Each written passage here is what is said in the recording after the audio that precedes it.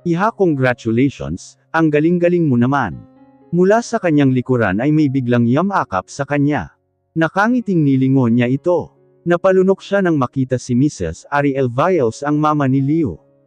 Hindi niya alam kung papaano ito pakikiharapan. Hello po, ani ang humalik sa pisngi nito. Bolay, kumusta? Bati naman dito ng daddy niya. Nako Bolay, ang galing naman nitong anak natin, biruin mo summa cum laude. At inakbayan pa nito si Lindsay. Dahil dyan may sorpresa kami sa'yo, iha. May hinandang party sa'yo ang Papa Arnold mo, imbitahan mo lahat ng mga classmates mo, after this ceremony. Wow guys, narinig nyo. Bulalas ni Michaela. May party si Lindsay after the ceremony. Anunsyo nito. Naghiyawan sa saya ang mga kaklase niya sa narinig. Ang saya nila. Natutuwang sabi ni Mrs. Viles. I'll see you around there, buong second floor ang venue, okay? Ha, Bolay, samahan mo na lang sila. Sa Luxray Hotel kita-kita tayo, may imit lang ako na investors. Bumaling ito sa kanya, at hinawakan ang magkabila niyang pisngi. I'm really proud of you, iha. Punta ka sa party ha, para sa'yo talaga yun. Enjoy at wag mo munang isipin ang mga other concerns, bilin nito. Hinagkan siya nito sa pisngi, at hinakap ng mahigpit. May kung tila bare siyang nararamdaman sa lalamunan sa gesture na iyon ng ginang. Wala siyang alam kung may ideya ito sa nangyayari sa kanila ni Leo ngayon. Magkagayon man ay labas naman ito sa isyo, kaya natutuwa siya sa presensya nito, na nag-effort pang puntahan siya. O paano, I have to go, hinihintay na ako ng ka-meeting ko, dumaan lang talaga ako rito para congratulate ka, at malapit lang naman ito sa meeting place namin. Salamat po tita, sabi niya. Tita, kumunot ang noo nito, at sumeryoso ang mukha. Salamat po mommy. Bawi naman niya na ikinangiti na nito. O paano Bolay, I have to go. Don't forget the party ha, I'll see you there. Iyon lang at umalis na ito. Wow beshi, sa Luxray Hotel ang party, ang banggasias mo naman. Natutuwang bulong ni Michaela sa kanya. Oo nga, kamag-anak niyo pala ang mga may-ari noon. Segunda naman ng isa niyang kaklase. Nagkatinginan sila ni Michaela. Ay oo friend, malihim kasi itong si Lindsay sagot dito ni Michaela. So pagkatapos dito gora na tayo dun. Tanong na naman ng isa pa. Yes my friend, tili ni Michaela at naghiyawan ang mga ito. Kasabay noon ay narinig na nila ang palakpakan ng ibang estudyante. Hudyat na tapos ng mag-farewell address ng huling tagapagsalita. Sabay-sabay na hinagis ang mga diploma pataas at nagsigawan. Congratulations anak, your mommy was been very proud of you, kung nandito lang siya, bulong ni daddy niya, at niyakap siya nito ng mahigpit. Ramdam niya ang mas malalim pang kahulugan ng yakap na iyon. Alam niyang nararamdaman nito ang hirap na pinagdadaanan niya sa ngayon. Pero hindi ito nagtatanong, bagamat lagi namang nakaalalay sa kanya. Salamat sa lahat daddy, aniya at yamakap din ng mahigpit dito. Di niya napigil ang maluha ng mga sandaling iyon. Para siyang nakahanap ng balikat na maiiyakan, halos gabi-gabi pa din niyang iniiyakan ang nangyari sa kanilang dalawa ni Leo. Tanging kay Michaela lamang niya na ikwekwento ang lahat ng pinagdadaanan niya. Alam ko matapang ka anak, kaya mo yan. Nandito lang ako whenever you need me, hinaplos-haplos ni Arnold ang mahaba niyang buhok. Medyo nagpagan iyon sa kanyang nararamdaman. Beshi, ikaw na ang magsabi sa mga batch natin, kung may mga gustong pumunta. Pakisabi na lang ang exact place, venue at address ng Luxray Hotel. Bulong niya sa kaibigan, nang humiwalay siya sa ama. Ba't saan ka pupunta? Nagtatakang tanong ni Michaela. Huwag mong sasabihin na hindi ka pupunta doon. Hindi ako sigurado. Wala sa loob niyang sagot. Haano ka ba? Para sa'yo ang party na yun.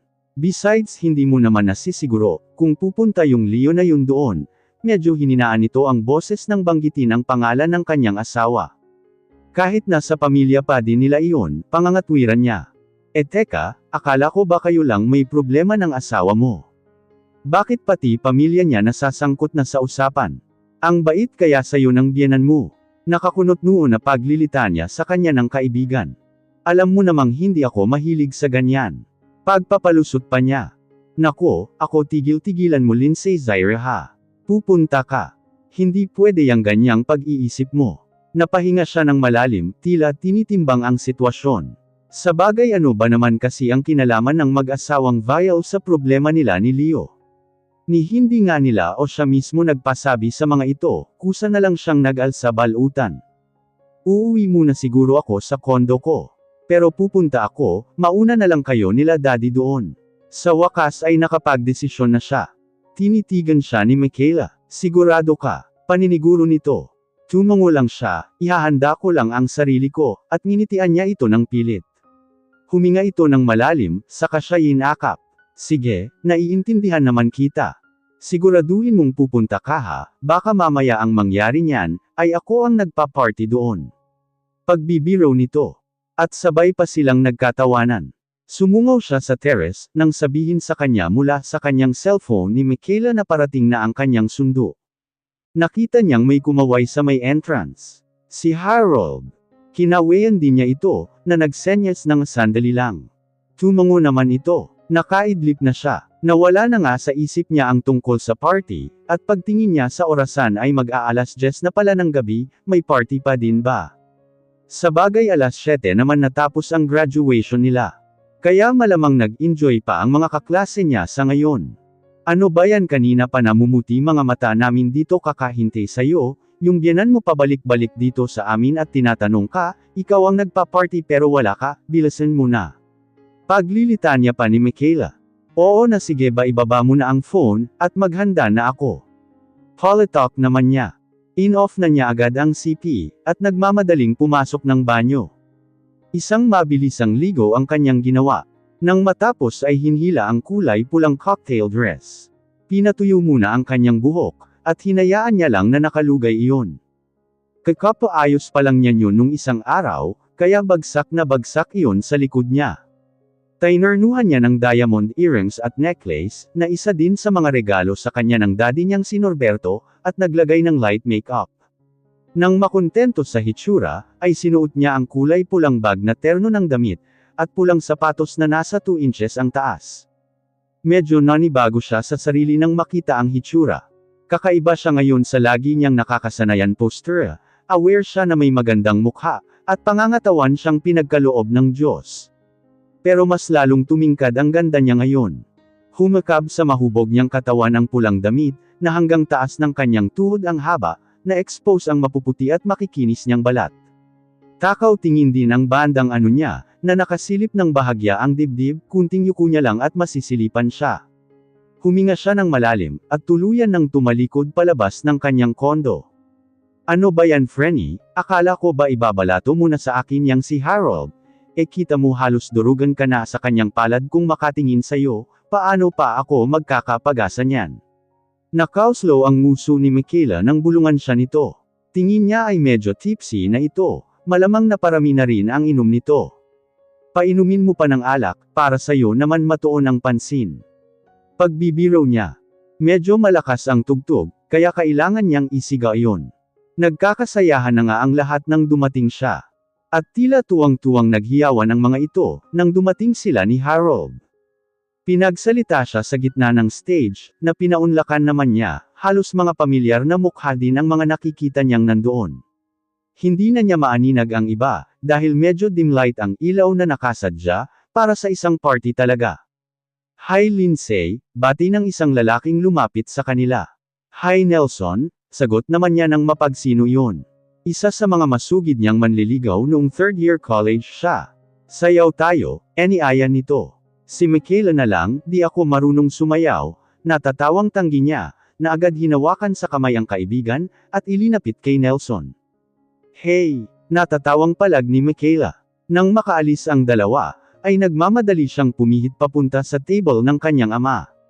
May mga kasama ito sa mesa. Kada nakasalubong niya, ay binabati siya na in-approach naman niyang nakangiti. Daddy, bati niyang humulik sa pisngi nito. Nagmano siya kay Mr. Vials, nang makitang ito pala ang katabi ng kanyang ama. Parang gusto niya tuloy umatras patalikod, ngunit nandoon na siya. Marami pong salamat sa party. Pagpapasalamat niya dito. Nako wala yun anak, hindi ka na nahintay ni mommy. Bawal na kasing magpuyat yon, kaya nagpahatid na kanina. Sagot nito. Congratulations ulit sabi pa. Anak, sabi naman ni Norberto. Napag-usapan namin ni Panyero na isabak ka sa training, alam mo na bilang paghahanda doon sa pinagpaalam ko sa'yo noong nakaraang linggo.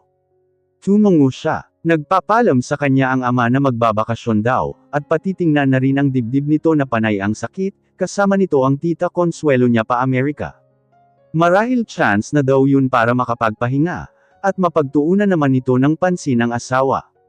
Na hindi naman niya tinanggihan, lalo na't para sa kalusugan naman iyon ng ama.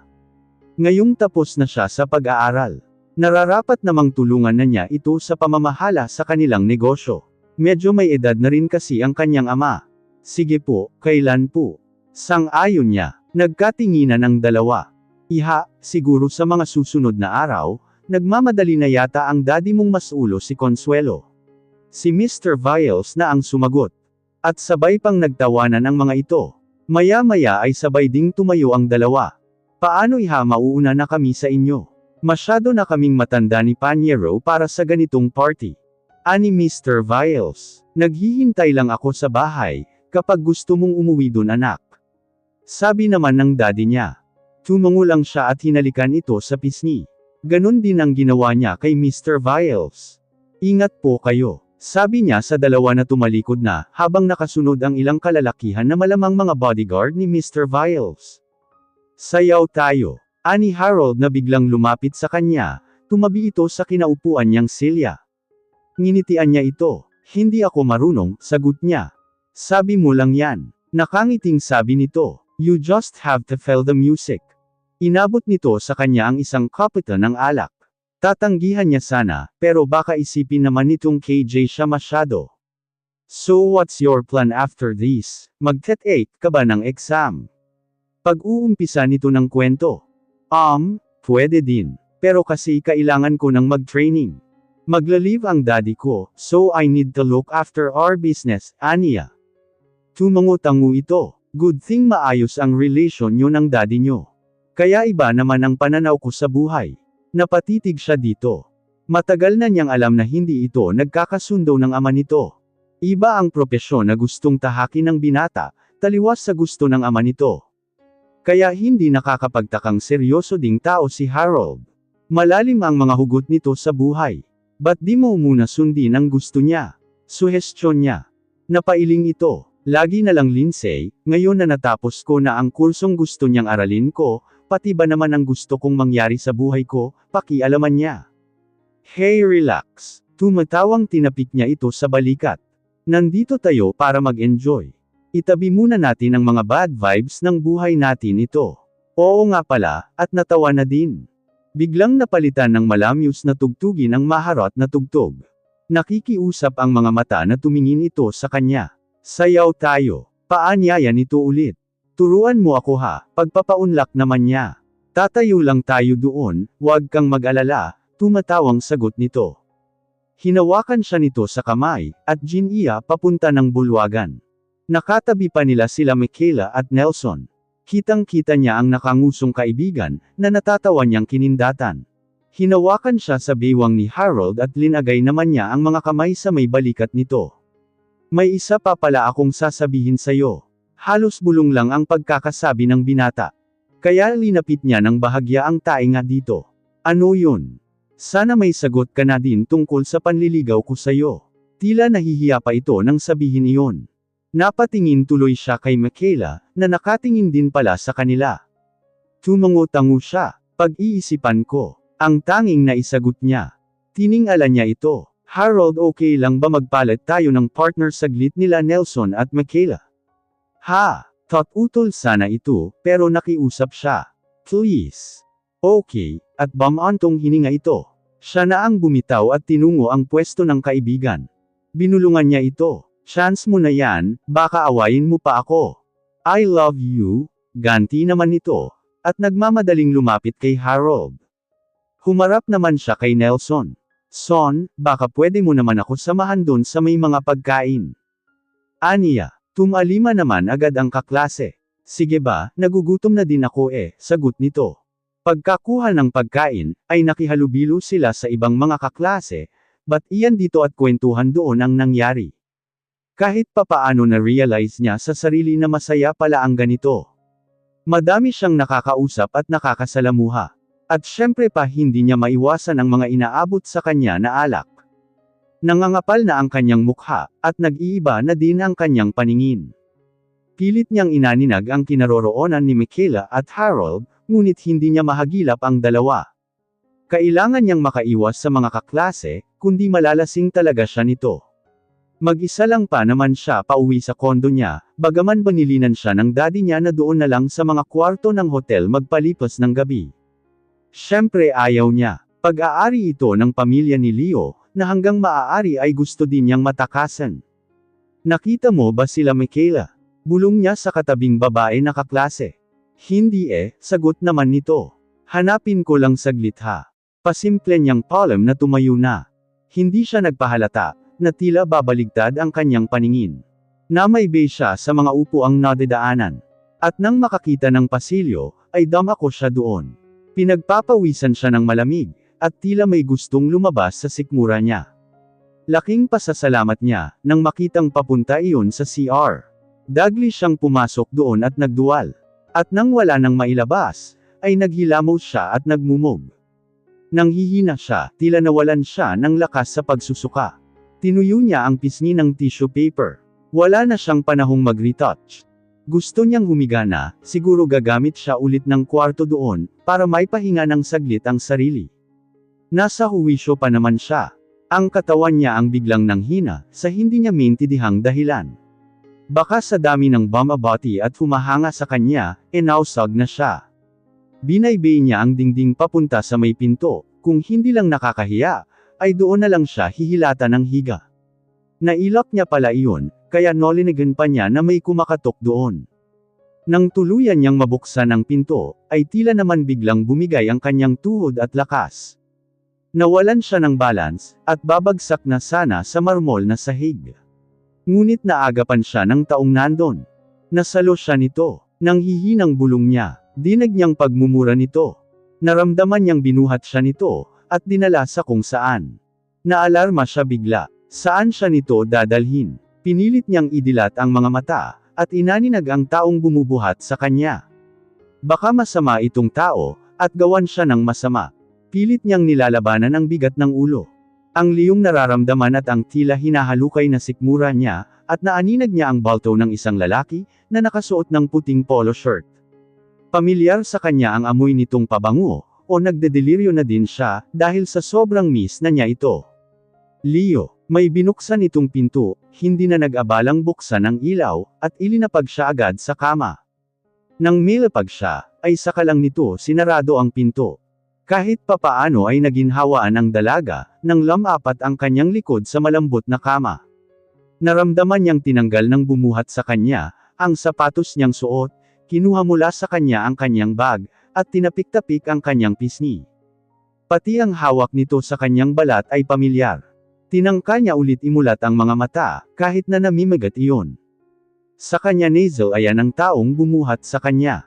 Walang iba kundi si Leo.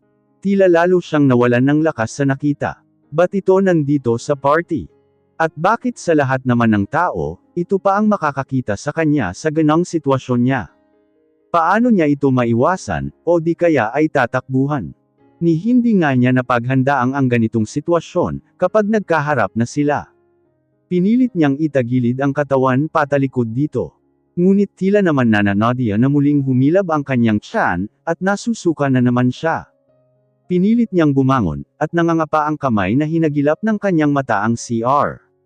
Women, dinig niyang pagalit na sabi ng binata, at walang ano-anong binuhat siya at ipinasok sa banyo. Doon siya nagduwal ng nagduwal, na wala namang lumalabas kundi puro laway lang. Ramdam niya ang paghagod ni Leo sa kanyang likod, na pumasok din pala sa loob. Nang tila wala nang malabas, at sa kanya hinilamusan ang mukha at nagmumog. Nang hihina siyang samandal, na agad namang sinalo ng binata. Inalalayan siya nito hanggang sa makabalik sila sa kama. Okay na ako, you can leave now. Aniyang ipinikit ang mata. Palagay mo gagawin ko yun. Pagalit namang sagot nito. Hindi na siya kumibo. Wala siyang panahong makipagdiskusyon sa ngayon. Naramdaman niya ang pagbubukas nito ng mga cabinets doon. Maya-maya pa ay nagulat siya, nang bigla siyang lapitan at hinawakan ang kanyang likod. Pinapabanggan siya nito. Bakit? Mahina niyang sabi na nagtataka. Hindi ito kumibo at pilit siyang pinaupo, at isinandal sa headboard ng kama. Napapitlag pa siya, nang walang ano-ano nitong hinubad ang kanyang kasuotan. Sa nanghihinang katawan, ay winaksi niya ang mga kamay nito. Bibihisan lang kita, sarkastikong angle ni Leo. Wala na siyang nagawa kundi hayaan ito. Wala na rin naman siyang lakas, para makipag-agrumento pa dito. Naalimpungatan siya, nang maramdamang may mabigat na bagay na nakagadan sa kanyang chest. Idinilat niya ang mga mata, at nakita niya ang nakasobsob na mukha ni Leo sa kanyang leeg. At nakapulapat ang mga kamay at paa sa kanyang katawan. Hubad baro ito at tanging ano lang nito ang nakita niyang suot nito. Samantalang siya ay nakaternong pijama. Nabihisan nga talaga siya nito. Medyo maayos na ang kanyang pakiramdam. Wala na ang hilo at pakiramdam na tila hinahalukay ang kanyang sikmura. Sinipat niya ang relo na nasa dingding. Naaninag niya ang oras sa tulong ng liwanag na nagmumula sa lampshade. Mag-aalauna na ang nakita niya doon. Hindi pa yata tapos ang party, dahil may nauulunagan pa siyang mahinang tugtog. Muli niyang binalik ang tingin, sa nahihimbing na binata sa kanyang tabi. Tila gustong manubig na naman ng kanyang mata. Hindi siya makapaniwalang nasa harapan na niya ito, bagaman nasaktan talaga siya, ay hindi rin mapigil ang sumagi sa kanyang isip, na sana hindi na lang siya umalis ng Batangas nang walang palm dito. Para hindi siya nasasaktan ng ganito. Na-miss na niya talaga ito.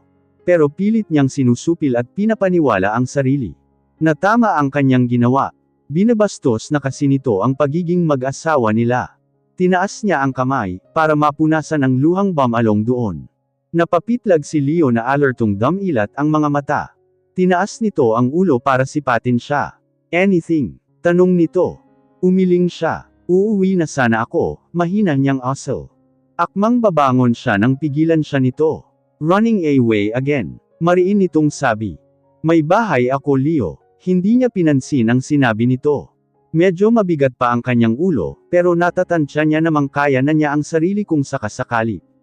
Hindi tulad kanina na parang hinigop ang kanyang lakas. Na pinagtatakhan niya sa sarili. Natitiyak niyang hindi iyon dahil sa alak na nainom niya. No, you will stay here. Pinal na sabi ng binata, at tila baliwalang pumosisyon ulit para matulog. Hindi pwedeng mangyari ito. Naalarmang warning niya sa sarili. Leo please. Pagsusumamo niya, at pinilit na kumawala dito.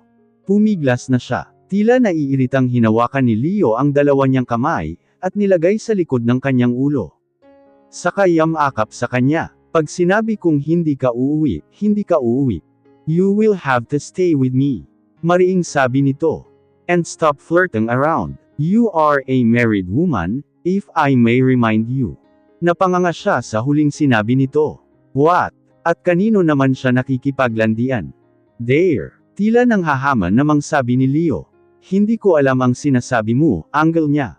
Oh dare him. How could he say that? Gayong bahay at eskwelahan lang naman ang buhay niya. Oh come on, may pasayaw-sayaw ka pang nalalaman, sarkastikong sagot nito. Enjoying the attention of the boys from that party wife. Napahumindig siya sa narinig. Anong sinasabi nito? Ang ibig bang sabihin yun matagal na itong nasa party, at nakaman-man lang sa kanya? Wala akong panahon sa usapang ito Leo. Natigil siya sa sinasabi, nang bigla na lang siyang sibasabon ng halik ni Andrew. Pumiglas siya. Hindi pwede ito. Binitawan nito ang mga kamay niya, at pinaklakbay sa buong katawan niya.